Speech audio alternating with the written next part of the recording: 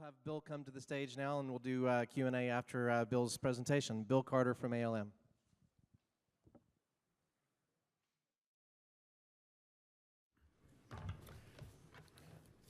Well, when I received the invite to speak on this topic, I saw it was making money from mobile.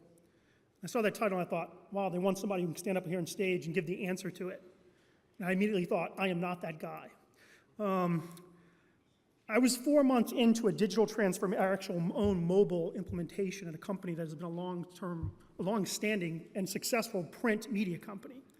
So I thought about it, and I thought about declining this invitation.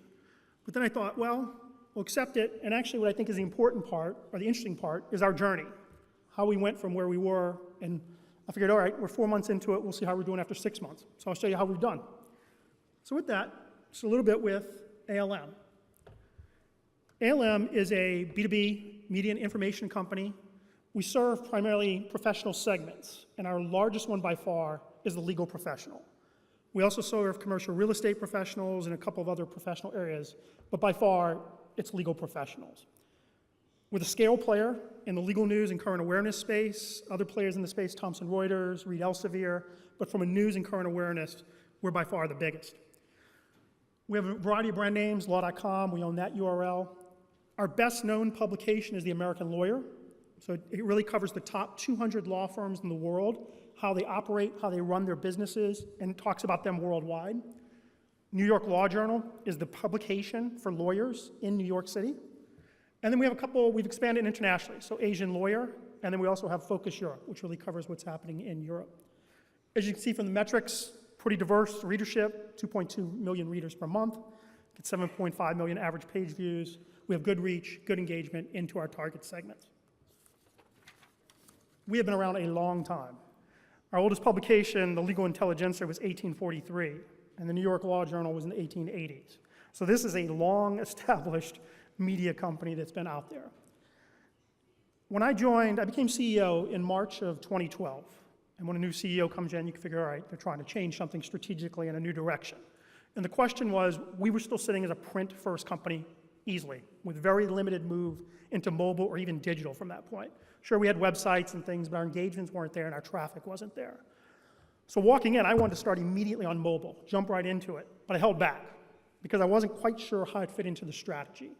So as I tell the story, I think you gotta first start with, what did we do in the strategy? So we spent the first few months really laying out where we were going as a company and where we thought we were gonna get our growth. So this is our corporate strategy. And I'll focus on the 4 bubbles that are in the middle from it. You'll see digital surrounding all of it, but the 4 bubbles are really key. The first one was increasing penetration and share. And on that, it was our readership. We realized pretty quickly that our opportunity was in corporate subscriptions, getting very large law firms to subscribe to all of our publications across the world and do it as site licenses. And then what we could do is personalize and customize to each lawyer in the firm. So one of my big worries was the younger reader. I think we were losing the younger reader.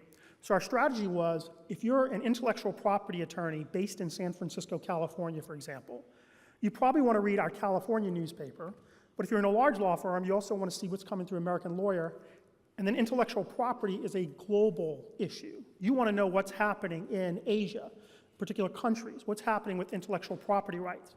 So the goal was we needed to personalize and bring our content together from across all our publications into one user interface that a reader would want. And so for us, that meant we had to invest in digital and we had to be really getting out there on the web.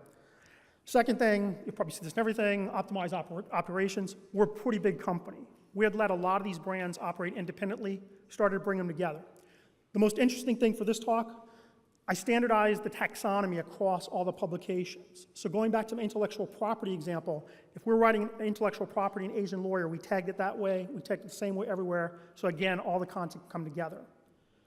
Moving to the bottom 2 circles, that was expanding outside of our core business. The big advantage or the big opportunity we saw as a company was in data intelligence. We collect a lot through surveys, benchmarks, studies. We could put all of that data together, our people intelligence, competitive intelligence, industry intelligence, and make a big data play that then could provide information to large law firms. How do you run your practice? If you want to open an office in Beijing, What are your competitors doing there? Where have they been hiring? Where have they been getting rid of attorneys? What are they looking at to do it? How are they doing compensation practices in different countries? This information can be brought together. So again, large law firms, intelligence and advisory.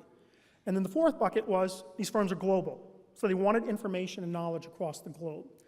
So that drove our strategy. We laid that out first. And the key point I'll just emphasize again, our biggest opportunity was with very large corporate subscribers.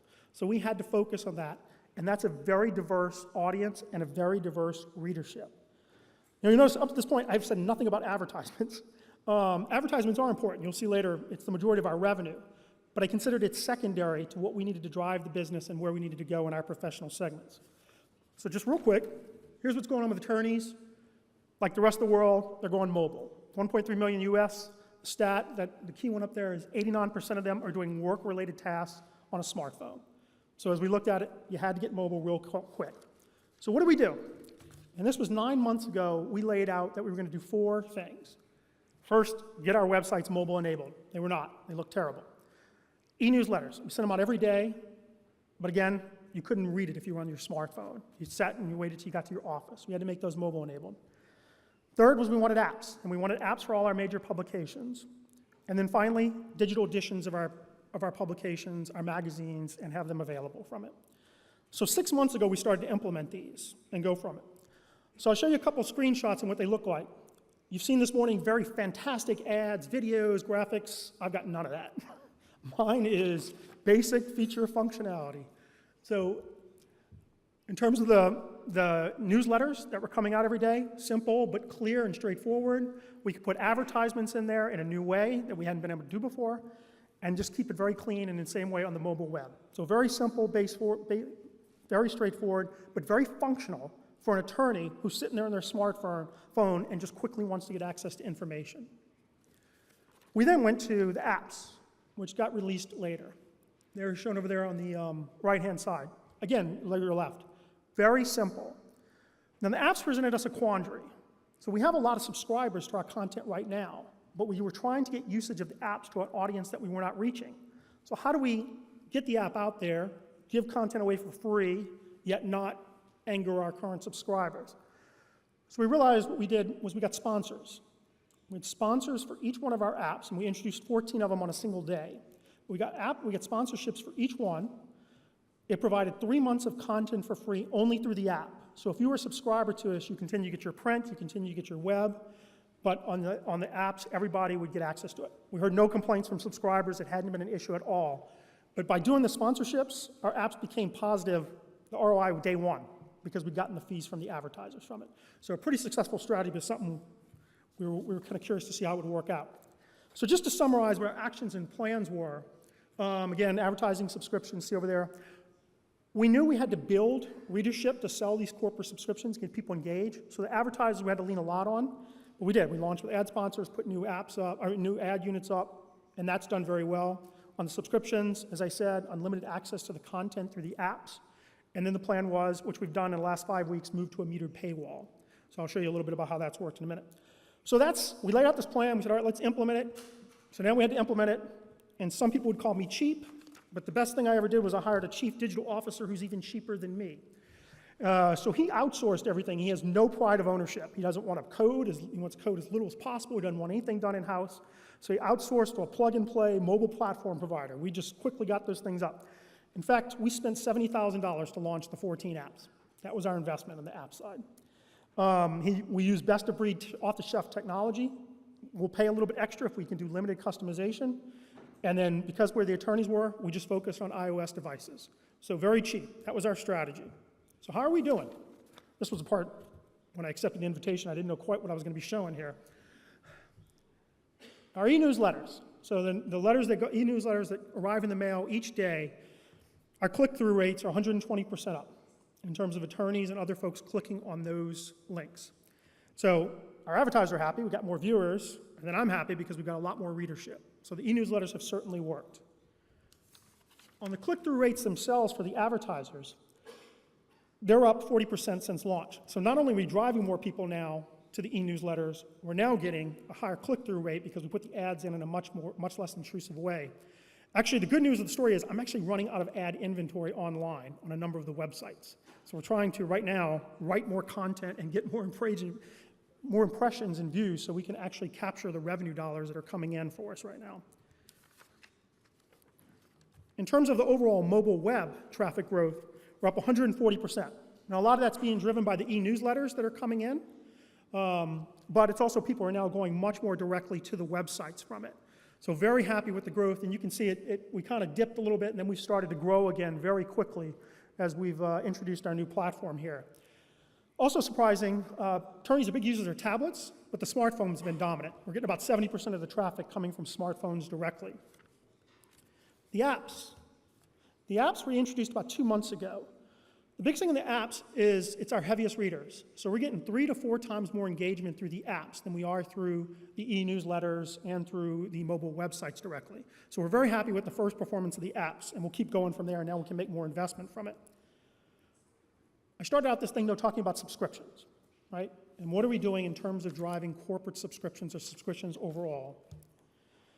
Since we introduced this, we've doubled our registrations that we get now on a weekly basis from it. So we're having much more engagement, much more people requiring them to register as they come to our sites and they start to use it. So we've gotten that to double. 5 weeks ago, we revamped our unassisted subscription sales process. We changed we showed our pricing. We present a monthly price now rather than showing a yearly price. We also made it just much easier to click through from it and purchase it. So we were selling on average about $600,000 a year through unassisted subscription sales. We're now on a pace of 1.1 million, and that's on the first 5 weeks that we've done this. The metered paywall has started to work. We set it at 5 page views or 5 articles per month. So as people are hitting that, they're now starting to convert over to us. We're also monitoring. So what I've got is I've got a lot of individual attorneys subscribing right now. Sometimes an individual attorney in a very large law firm will subscribe. If I can build a base of individual attorneys within a firm subscribing, I can go into that firm and then say to a decision maker, hey, you've got 20 individuals subscribing for this dollar amount. Why don't we bump that to 100 or 200 subscribers, and from there we can get you a corporate site license or start to expand from it. So very happy at where this is starting out. But like I said, we're 5 weeks into it, so we'll see. If you ask me in another 2 months, I'll probably have a different story with it. So the final piece is the results, key learnings.